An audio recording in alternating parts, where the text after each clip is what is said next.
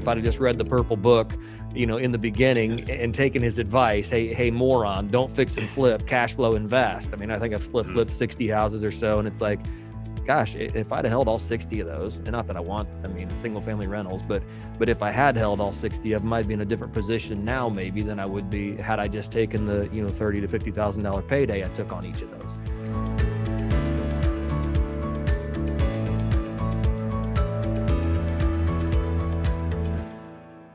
Welcome, everyone, to the Road Less Traveled podcast. This podcast is about people that were successful in an earlier career and then chose to go a different path. I'm your co-host, Richard Coyne. And I'm your co-host, Bill Zahller. On today's show, we have Sam Wilson with the Bricken Investment Group. Sam, how are you doing today? I'm great, gentlemen. Thank you for having me on. Absolutely. Appreciate you being on. Yeah. Well, let's get to it, Sam. Can you tell us a little about your former career and then how long you were in that field? Yeah, sure. So my former career, let's see which one. There's lots of them, man. I've done whatever it takes to make a buck. But really the most consistent thing I did was actually in the flooring industry. So I was in the trades. My family and I owned a flooring business. I started in that, when I was, under 10, going to job sites, working with mom and dad, or working with dad rather, on the job sites. And then started doing that, through high school, really working on my summers in flooring. And then got out of high school and didn't know what to do. My brother and I, he already had a flooring company going. I joined his operation. And then at the age of 21, we had about 30 guys working for us. Most of them were twice my age. And so I got just a crash course on management, on working with crews and working with guys who are a lot older than you, coming to you going, hey, boss, which made me really uncomfortable. What do I do? We had an explosive growth. This was the year of 2003. So our business quadrupled in 1 year. Which we opened a big retail, showroom, about 10,000 square foot showroom, and really just out of the gate, into the frying pan, working 90 hours a week, trying to figure out how to manage and how to keep this thing from just crashing and burning because it was growing so fast. And so that was fun for me, looking back on it, fun. That's actually when I went bald. I went bald at 23. I used to have flowing, giant locks of curly hair, and it all fell out literally at the age of 23 in about 12 months. So, I've been bald ever since, but hey, whatever, I wouldn't go back. So yeah, I was in the flooring business. Okay. And I don't know how long you want me to ramble on about this, but that's the short of the business I was in before this. Okay. Oh, great. And then what path have you transitioned to now? Yeah, so now I'm in real estate. It's all commercial real estate, and I've done everything that you could possibly do inside of the real estate world, I think, or at least close enough. I've tasted enough things I don't want to taste anymore. But yeah, right now it's all commercial real estate. Okay. Great. Okay. Sam, is there a funny story you can share with us? Something that perhaps, from your former career that kind of made you go, oh man, why am I doing this? Man, you asked that, and I'm trying to think. Most of them aren't funny stories, Richard. Most of them are those things where you just go, yeah, all right, we're done. Well, tell us one of those. Yeah. Yeah, in the trades, it's an interesting thing to be in the trades. I think that the trades in general, doesn't matter which trade you're in, skilled trade or flooring was a skilled trade, but even and all trades are skilled to an extent. But they get a bad rap for a good reason, right? Like, working, I call it running an adult daycare. But even because it is, and I used to be, do a lot of fix and flip. Obviously, when I started out in real estate, I was doing a lot of fix and flip. But the trades are one of those things where you can get a bad rap in a hurry, because for all the reasons that you do. Granny can't die more than once in a year, but she does.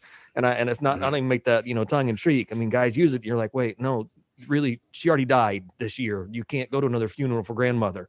They don't show up. They're late. They're just incompetent around the board. And we really prided ourselves on running a top-notch shop, so we kept good guys, we kept clean equipment, really just ran a great operation. And even inside of doing your absolute very best to provide excellence for your customers, I found that sometimes there's also bad customers. Mm-hmm. I know it's going to sound crazy, but inside of that business, you could bend over backwards and really just do your absolute very best, and people would still take advantage of you. And that really just it just kind of soured me in the end. It's like, you know what? I'm working my rear off for people, and it's just not paying dividends the way I want it to. So really Yeah. I felt devalued in what I was doing. And so I think that was one of the things that really just kind of in the end, I'm like, I'm just a cog in a wheel. So, and I don't love this. So I don't need to do this forever. Years ago, when I was in the IT world, I asked a very senior player in the company I was working for at the time, kind of just sort of a general comment, the customer's always right. Isn't that's sort of the idea? And he kind of said, no, Right. when they're right, they're right. And when they're wrong. And, obviously you've got to be able to stand up for your principles, your business, your employees, etc. And absolutely, the customers are definitely wrong sometimes. If we make an error, we obviously have to own up to that. But at the same point in time, there are customers who are just, unfortunately trained to complain and, just make issue over little things that, trying to get something. Yep. Yeah. Yep. And they're just, yeah. And that's, and that's just the way, and again, now that I have, a good decade between me and that business, I've probably also matured a bit to your point where I could probably stand up a little bit more strongly, but that was hard to do, especially, in the era when I was in, wrapping up that business was 08 to 12. And so it's really hard to get out there and be, aggressive in your stance when it's like, my gosh, we were begging, borrowing, and stealing for any project we could get. So I don't know if anybody remembers 2008, Yeah. but Yeah. we pared all the way down. Our company pared all the way down to one guy. Wow. I mean, I put my jeans back on and went back out in the field. It was like, well, oh my gosh, like just the faucet turned off. So, yeah. Yeah, exactly. I mean, certainly there's definitely a dimension there that talks about, what is the climate you're in, and that obviously weighs into how much you can push back when the customer's wrong. But yeah, so right. Well, Sam, what was the deciding factor that got you to transition your new job? Was it the personnel? Was it just the timing of where the market was, that everything kind of imploded 08 to 12? There was a changing landscape, or what kind of got you to decide to change into real estate full time? Yeah. So really well, I guess we have to back up a little bit. I never wanted to be in the flooring industry the rest of my life. It wasn't like an aspiration I had. It was, and I was based in Indianapolis, Indiana, which, like my family's still up there. It's a great place, but I also hate the cold. And so it was like, one of these days I'm going to leave. And when I do, I will no longer be in the flooring business. And so, I really had to sit down and figure out what it would take to sell what I owned. Because at the age of 25, I ended up buying out a portion of that business from my brother. So we still work side by side, but we own separate divisions of the company. So I bought out part of that division from him and then ran that till I was 30. And that's when I sold it in 2012. So, but really it went back to a book, and I can't remember who wrote it. I'm probably going to butcher the author's name, John Warlow or something like that. Built to Sell. I think maybe that's a book. Does that sound right? Sounds right. Yeah. Yeah. Okay. Well, if it's wrong, the book's name was Built to Sell, and I read the book Built to Sell, and I'm like, wait, this is what I got to do inside of my business. So then my wife and I sat down and really started figuring out what it took to build systems and to bring in people that could run it, so I could then have a marketable asset and not just something that was generating a revenue. And so then when we sold that, we headed south, and I didn't know what to do. The short story is, I just say it was the good Lord having mercy on an idiot. When I headed south, I had money and time, but didn't know what to do. And I literally fell into real estate one day when I bought a house at an auction, and I was like, wait, I can make money at this, so I'll just keep doing it. Okay. And again, having a background in the trades helped. Yeah. Right. So was that like initial, like fix and flip kind of strategy when you started out? There was no strategy, Bill. You give me way too much credit, man. I literally saw a house that was coming up at a foreclosure sale, and I went and bought it. And I knew I was buying it at a right price, and we did fix it. We did flip it, and when I flipped it, and I did everything wrong that you could possibly do wrong. But somehow, again, it was a good Lord have mercy on an idiot. He's like, all right, here's a break for a dummy. And we made money on it. And then I just set to figuring that out. And so that's what we did. From that point all the way till 2018 was pretty aggressive fix and flip.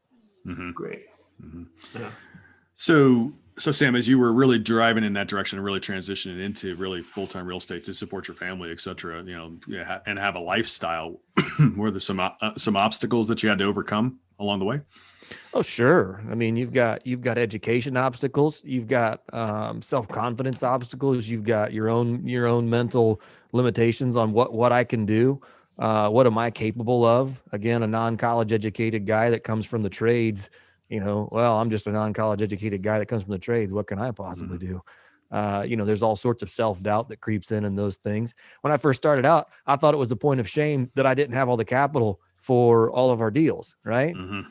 I was like, well, I kind of hung my head like, well, we're starting out, but I can't quite afford to buy 10 houses at once. So I'm just doing one at a time. Now, little did I know that people were eagerly standing on the sidelines going, hey, man, I'd love to invest with you because I can get a great return on my money. Like, that's a different, a different dynamic in the way you think. And so now I proudly tell people, like, I don't have the money for these deals. That's why I'm calling you, otherwise we wouldn't be on the phone. So, those are some things that you just learn to overcome. Absolutely. Well, Sam, along those lines, like you said, as you went from 2018 up to that, you're aggressively flipping, and then in 2018, it sounds like something happened, and you got into the syndication side at that point, where you're raising money and doing larger projects and pooling investors together on a project. That's correct. Yeah. And and I borrowed, done some just private lending from friends and family, along the way. I need, 100 grand for this project or whatever it is. It was short-term lending. So we'd done a bit of that along the way, but yeah, in 2018, I met a gentleman at a conference in the parking industry, and I was really looking because I was tired of the fix and flip model. Again, going back to the contractor land where I just called it, running an adult daycare. In order to keep your margins where they need to be. This is my theory. So anybody can, listen to this podcast and come back and say, Sam, you're dead wrong. Right.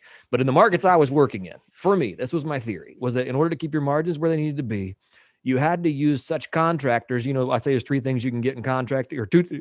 There's three things in contract you can get: good, fast, and cheap. You can only pick two, right? You can only pick two. And so in contracting, if you're going to make money on a fix and flip, you're typically going to try to go for good and cheap, but you're not going to get fast, or you can pick one. You're going to get some combination of that. So in running all those crews, you ended up it just became a repeat of the flooring business for me, which was just like, oh my gosh, it's just more men and materials going all over the country. And this is not sustainable, nor is it scalable. So I was looking for something that we could wash, rinse, repeat on, that was easier to manage, no toilets, tenants, or termites. And that's when I got into the parking industry. So I partnered up with a guy based out of Texas, and I said, hey, man, whatever it takes to learn this industry, I want to learn with you. What can I do to bring value? And he said, okay, well, here's what you can go out and do. And that's where we took off from that point forward. What was your first victory, you'd say, like in the parking industry, taking down? Did you guys do multi-level or just covered land plays? Yeah, it was all surface lots. Yeah, so it's basically covered land plays. We looked at a ton of garages. Those we just never got one across the finish line. So really worked really hard, and I worked really hard in that business for a couple of years. It's a business I actually spent some time talking to somebody about this morning. I understand it very well, have an intimate knowledge of it. We only got one deal across the finish line, Bill. It took me an entire year of research, walking cities, making maps, calling, and it was just a tough time to buy parking. If you're underwriting assets based on their net operating income, especially in some really competitive markets, it just, land was trading at prices in central business districts that just didn't make sense as a parking play anymore. So we got one deal across the finish line, which thank God it was a home run. I mean, it was an absolute just knock it out of the park, made it worth the year home run. So, there's a piece of advice. If you got the time and the funds to hold on, just keep cranking, because you're doing the right thing. I knew I was doing the right thing, but just nothing was cracking. And when that nut cracked, it was like, oh my gosh, this is this is home run. Absolutely. So what's kind of the strategy on that now? Are you planning to hold 5-10 years, flip it to developer when it highest and best use? Yeah. I mean, and again, the beautiful thing about parking was there was no toilets, there was no tenants, there was no termites. I mean, we always joked, like, what's the worst thing a piece of asphalt's going to have happen to it? It's going to flood. Always wait for the water to go down. That's right. Okay. Like, your insurance was a few $100 a year. I mean, it was a very easy asset class. We, paused on the buying of that in 2020, simply because of really the coronavirus. The pandemic kind of put that to a complete halt. And that's not to say that won't come back. Net operating income collapsed asset prices remain the same. So we could really no longer underwrite deals in that space. It's something I'd love to go back to buying in that asset class again. When the opportunities make sense. But right now we haven't seen that. So this is being recorded March 3rd of 2021. So we really haven't seen that yet. When it does, yeah, I'd go back to that in a heartbeat. That was a lot of fun. But we've switched gears to some other asset classes that are making sense in this environment. Great. So yeah, what are some of those asset classes that are that are making sense for you right now? Right. While the market's on hold. Yeah. Sure. So if you review boat and RV sales in 2020, what did that look like? Those were off the charts. Yeah. Year over year deliveries in the RV world was, I think, new deliveries were up like 30 or 40% year over year. It was something crazy. Well, where are those going to go? How many neighborhoods built after 1990 allow you to park a 40-foot RV in your driveway?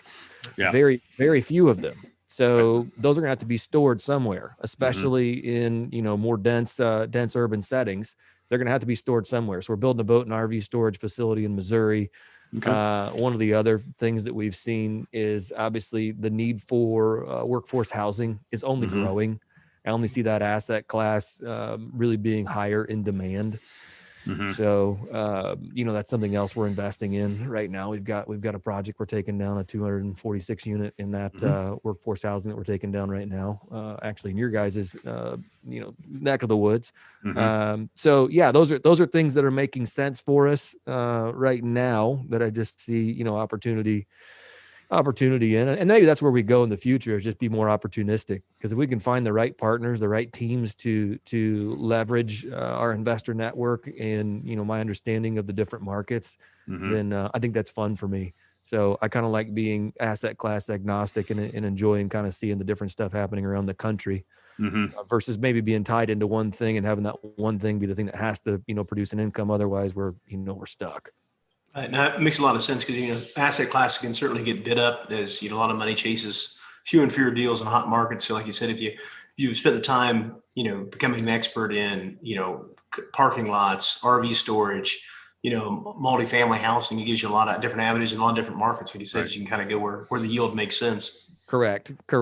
Yeah. And finding guys like yourselves, it's like, oh, hey, there's excellent partners or excellent operators out there that maybe can't get a deal, especially if it's a larger deal, across the finish line. So, love to always partner up with again, guys like yourselves, and not that we have, but guys like yourselves that are out there doing stuff. You say, okay, these are excellent operators. Let's see what they're doing and just be the barnacle on the ship, if you will.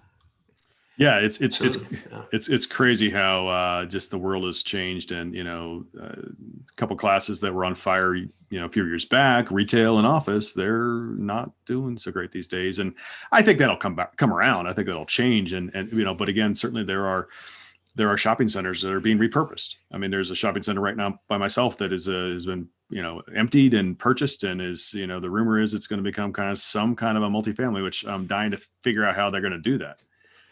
So we'll see.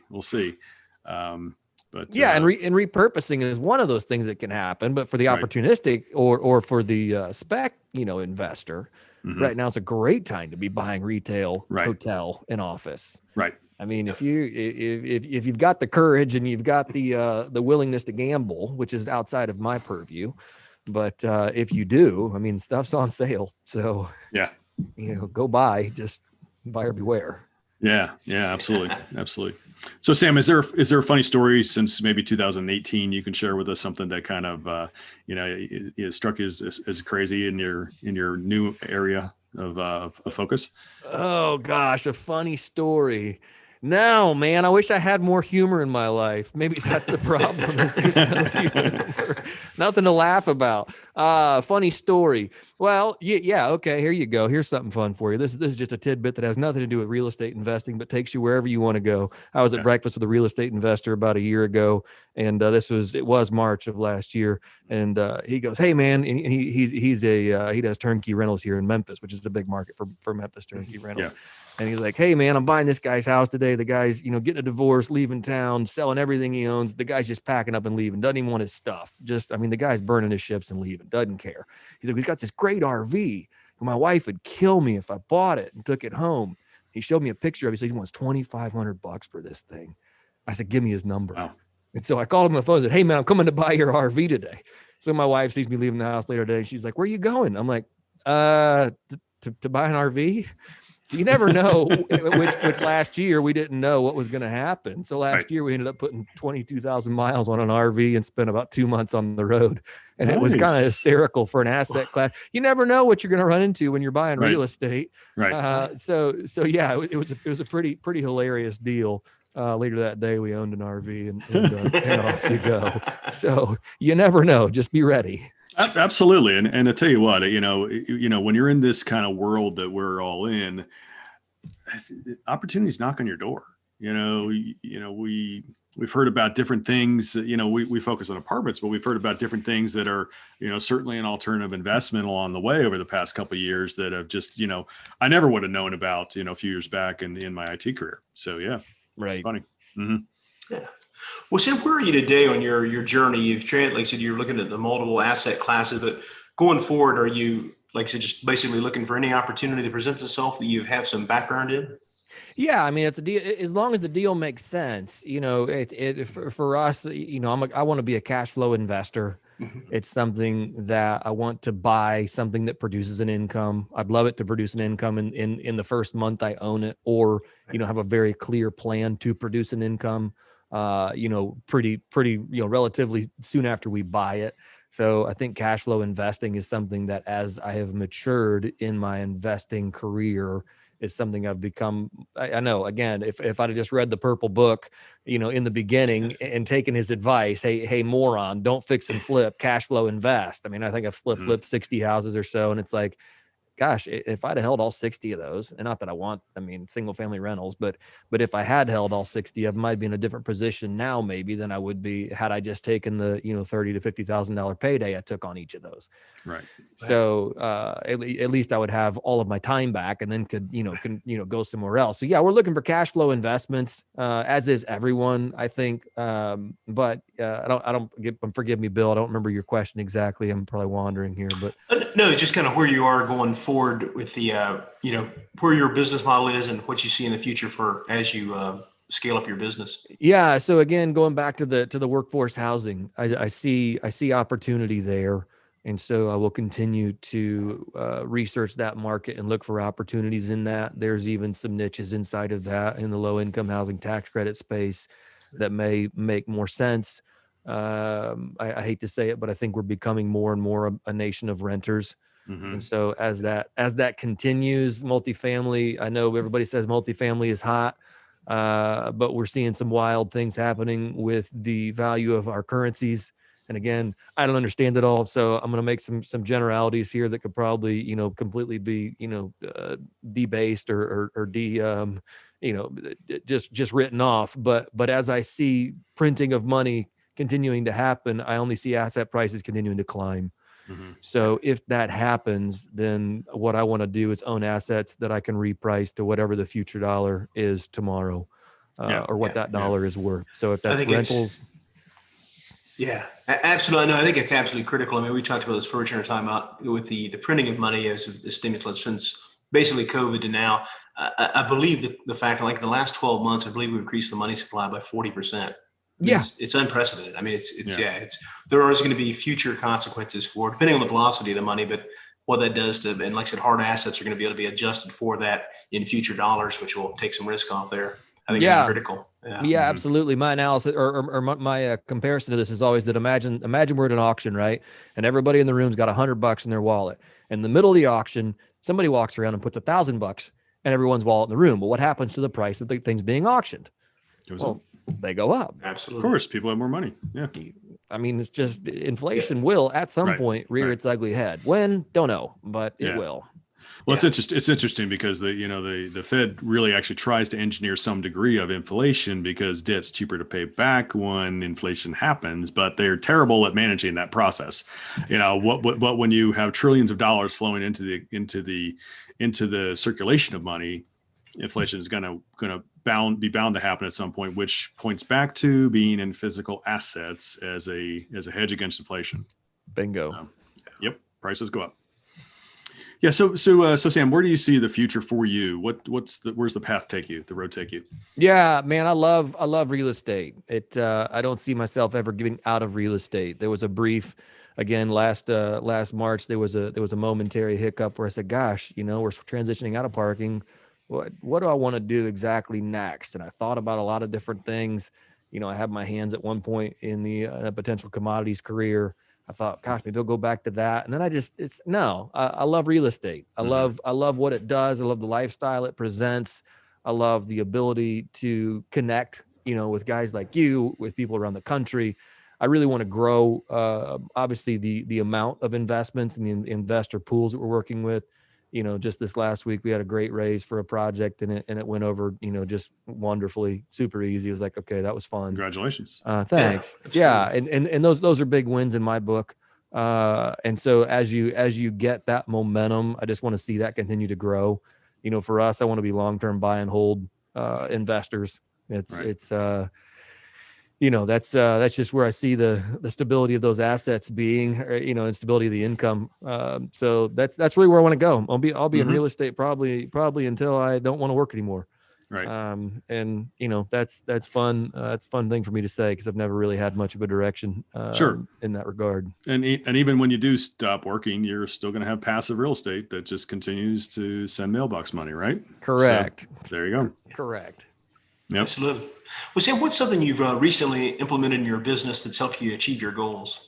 Yeah, rebranding. I'll tell you that. Yeah. I mean, completely rebranding everything we're doing. Last year, we had a fledgling little website. It was called Parking Your Investments, kind of fun, playing on parking, which was fun. Yeah. But it didn't make sense anymore.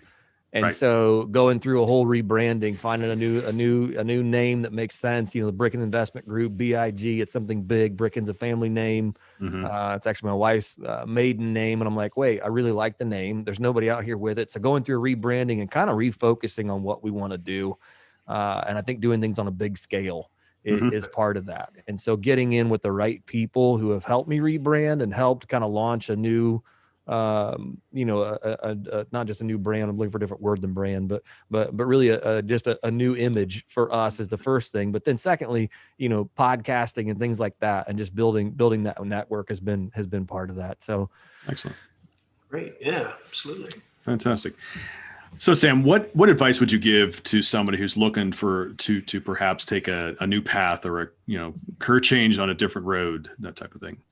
One, you got to have runway. I think that's one of the things that before you make that leap, you've got to have the runway. I've got my pilot's license, and of course you're a pilot, aren't you, Bill? Yeah. That's right. That's right, Bill. I forget you fly commercially. I'm not quite in Bill's position, but I fly recreationally. But you got to have the right runway to take off, right? If you got too big of a plane for too short of a runway, you can't take off.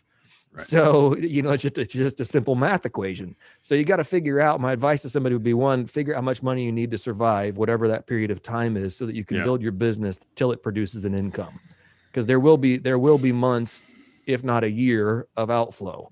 And figuring that out and having that runway to take off is imperative. Long enough runway and you'll take off. But if you sell yourself short and just get, honked off one day and leave your job, I'm going to be a real estate investor and, half cock, try to make it work, you're going to probably just really, injure yourself along the way. Yeah. You definitely have to have a plan to really figure out how to drive in that direction, and and some sustaining power to be able to drive at it and stick to it. Right. It's going to take a while, but certainly you got to do the prep ahead and then drive, but be patient, and certainly you got to have the kahunas to do it. So yeah. And I think it takes longer than people anticipate initially to get the traction. But once you get it, it can go faster than you anticipated. I think it was Bill Gates or Tony or somebody said that basically, you overestimate what you can do in a year and underestimate what you can do in 10 years. And I think it's kind of as you build momentum, it really picks up. But you've got to stick with it, like you're already saying. That's imperative on that. Yeah. Well, great, Sam. What's the best way for people to reach out and learn more about Bricken Investments and what you're up to? Yeah, sure. The best way would probably be just to reach me via email. It's sam@Bricken, BRICKEN, investmentgroup.com. So that's sam@BrickenInvestmentGroup.com. You can also just reach me straight out on my cell phone. I'll put it on here. I don't care. It's 901-500-6191. Both of those are excellent ways to get a hold of me. Of course, you can go to our website as well. Well, great. Sam, we really appreciate you being on the show, on the Road Less Traveled show. And we wish you continued success, and we really enjoyed the discussion. We'd also like to thank our audience. We really appreciate you listening and tuning in today. So thank you very much for doing that. And we also want to thank our sponsors. Remember, the road less traveled may be calling you. We recommend that you listen and take action. Thanks, Sam. Thank you, gentlemen. Thanks.